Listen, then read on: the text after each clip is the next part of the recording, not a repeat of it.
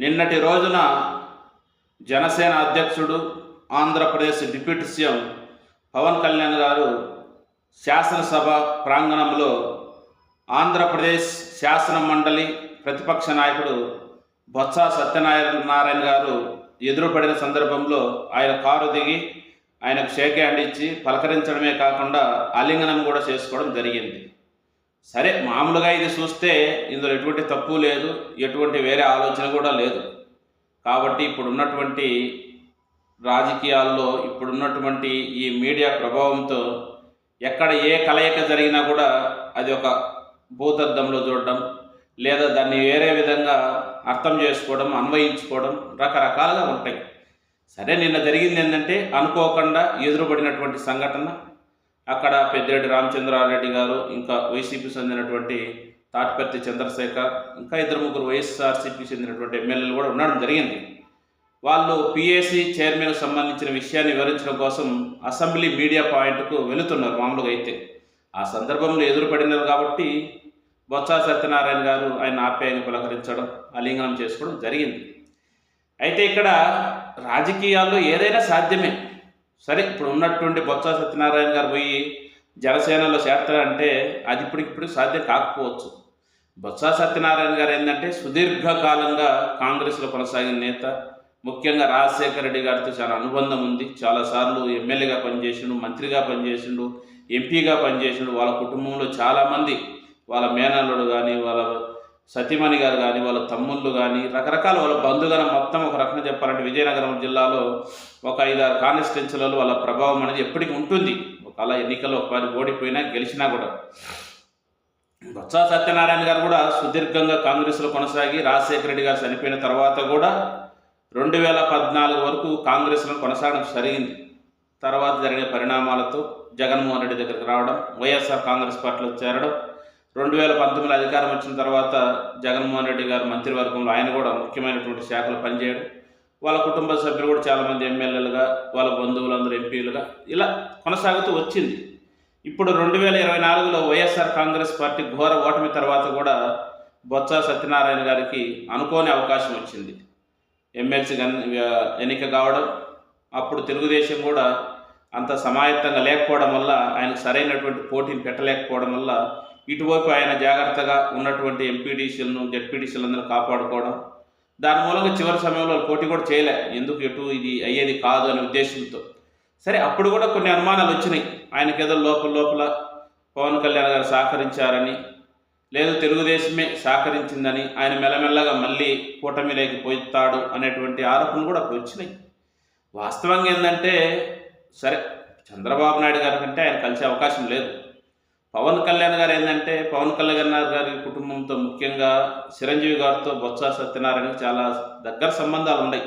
సరే, సామాజిక పరంగా తీసుకున్నా, ఎప్పటి నుంచో కొనసాగుతున్నటువంటి అనుబంధంగా పరంగా తీసుకున్నా, బొత్స గారి ఇంటిలో ఏ శుభకార్యాలు జరిగినా చిరంజీవి గారు దాదాపు వస్తూ ఉంటాడు. అదేవిధంగా బొత్స గారు కూడా వాళ్ళ ఇంటికి వెళ్తూ ఉంటారు. సరే, దీన్ని మనమేం భూతద్దములు పెట్టి చూడాల్సిన అవసరం లేదు. కానీ రాజకీయాల్లో ఒకటైతే సాధ్యమే, ఏదైనా సాధ్యమే. సరే, ఇప్పుడు బొత్స సత్యనారాయణ గారు అంత రాజకీయ నేపథ్యం ఉన్న వ్యక్తి, ఏదో రాష్ట్రంలో ఒక చిన్న ఉప ప్రాంతీయ పార్టీకి ఉన్నటువంటి వ్యక్తి దగ్గరికి పోయి ఇప్పుడు కలుస్తాడని అయితే నేనైతే అనుకోవట్లేదు. ఇప్పటికిప్పుడు భవిష్యత్తులో అనేది చెప్పలేదు.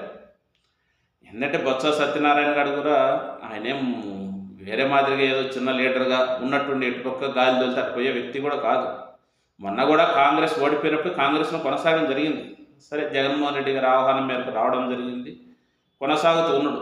అయితే ఆయనకు ఒక కమిట్మెంట్ ఉంది. ఏ పక్క ఉన్నా కూడా ఎవరిని కూడా అటుపక్క అపోజిషన్ వాళ్ళను అంత హీనంగా మాట్లాడడం, వాళ్ళని ఉన్నటువంటి అధికారం ఉంది కదా అని వాళ్ళ మీద ఇది చేయడం ఆయనకు అలవాటు లేదు ఫస్ట్ నుంచి కూడా. సరే, ఒక పార్టీలో ఉన్నప్పుడు ఆ పార్టీకి ఫేవర్గా మాట్లాడాల్సిన సందర్భాలు ఉన్నప్పుడు మాట్లాడతాడు. అంతేగాని అటువైపు కూడా సబ్జెక్టు పరంగా తప్పగా వ్యక్తిగతంగా ఎవరిని కూడా ఆయన దూషించే అలవాటు ఆయనకు లేదు. సరే, భవిష్యత్తులో ఎలా ఉంటుందో చూద్దాం.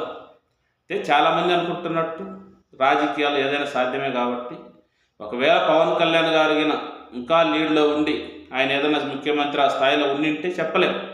ఇప్పటికిప్పటికీ ఆలోచన ఉండకపోవచ్చు. ఇప్పటికి కూడా విజయనగరం జిల్లాలో వాళ్ళ మేనల్లుడు శ్రీనివాసరావు గారు, జిల్లా చైర్మన్గా ఉండరు, పార్టీ అధ్యక్షునిగా ఉండరు.